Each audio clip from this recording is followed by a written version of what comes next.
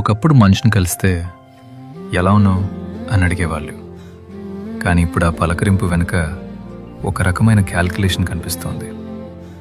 మనం చేసే ఉద్యోగంలో మనకిచ్చే గౌరవం కంటే మన శాలరీ స్లిప్లో ఉండే నంబర్లకే ఎక్కువ విలువ ఇస్తున్నారు. నువ్వు ఎంత మంచివాడివి అన్నది సెకండరీ, నీ ప్యాకేజ్ ఎంత అన్నదే ప్రైమరీ.